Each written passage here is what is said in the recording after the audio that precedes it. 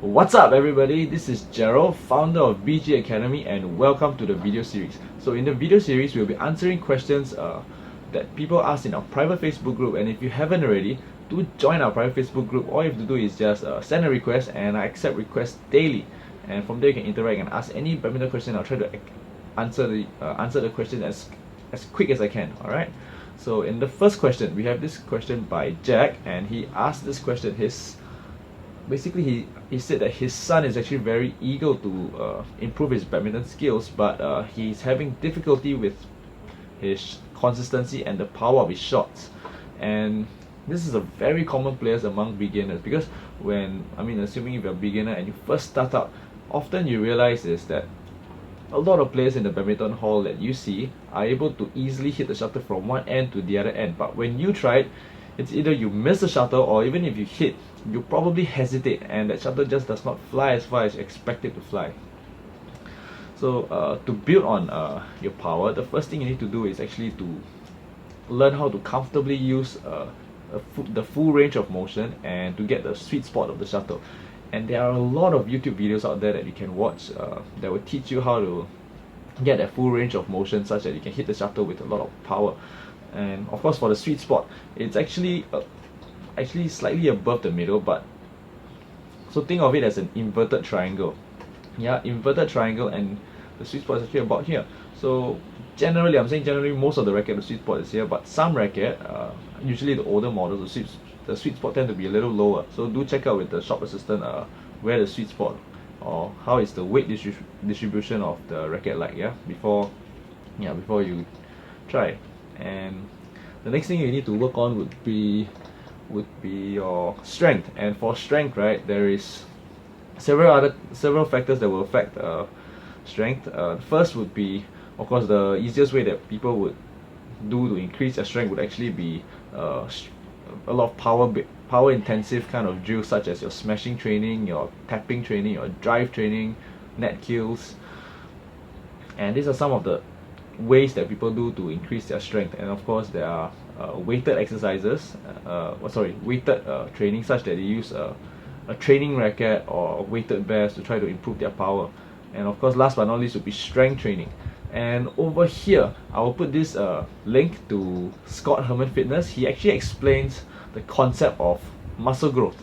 So he has this. He lays out 3 different principles on how your muscle actually grows. So do check out his very informative video, and you'll learn a lot about how your muscle actually develops and grows. And from there, that will give you a lot of new ideas on the way that you should craft your training program, such that you really maximize your gains and improve in strength as fast as possible. Yeah. And of course, so now moving on to consistency, the next thing would be, for consistency, there's actually 3 main areas. So basically, I break them down into 3 main areas. The first one will actually be muscle memory. So after you've mastered learning how to get the full range of motion, the basic technique, swinging technique, it boils down to muscle memory. So you gotta really do a lot of drills and practice getting the consistency of the shuttle. And there are a few different ways that people go about training their consistency. The first one would be actually, I'm just generalizing into a big concept. The first one would be to get quality shots. Then after that, try to improve the consistency, because when you try to hit a very tight shuttle, chances are it's going to be very inconsistent. So the first way would be get quality shuttle, then slowly increase the consistency.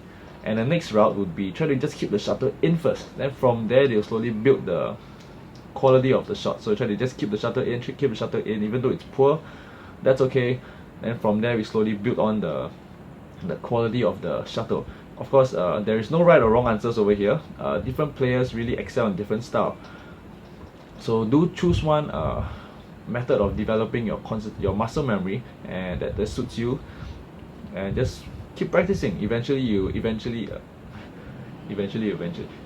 get better in this, and you become more consistent. And the next big factor would be your position, because this is very apparent when you play badminton, is that when players are out of balance, the quality of the shuttle would be a lot worse, obviously, because you are unable to you're not in a very comfortable position or balanced state to properly execute the technique. So the way to solve this problem would be better and faster footwork. So you need to do a lot of footwork training, and again, YouTube has a lot of videos that you can watch on drills, on how to improve your footwork, the speed, the technique, and from there, once you practice, you'll get a lot better. And of course, another very big factor in this positioning is, of course, your opponent. If your opponent is really good, their shuttle will be very fast.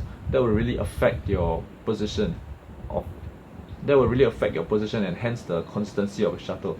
So if you're really struggling, you can't even hit the shuttle, you might want to consider finding a weaker group to begin building up your consistency first before coming back to the stronger group and joining them again. Yeah.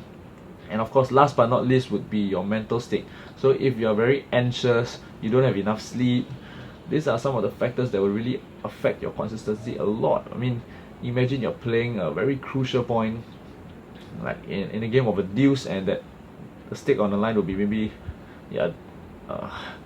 drinks for everyone. So that might get you very anxious, and being anxious would drastically affect your the consistency and quality of your shuttle. So do bear that in mind, especially when you're playing.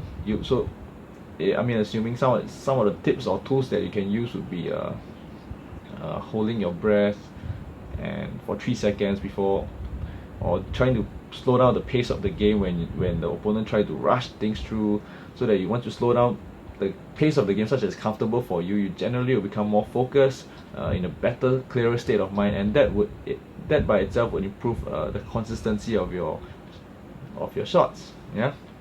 Okay, so these are the internal factors that will affect the consistency. Of course, there are external factors like if there is a draft or wind in the hall, the quality of the shuttlecock, and of course your string. If your string is about to snap, that would affect your consistency as well. Yeah, so that's it for this video. Do join our Facebook group if you haven't.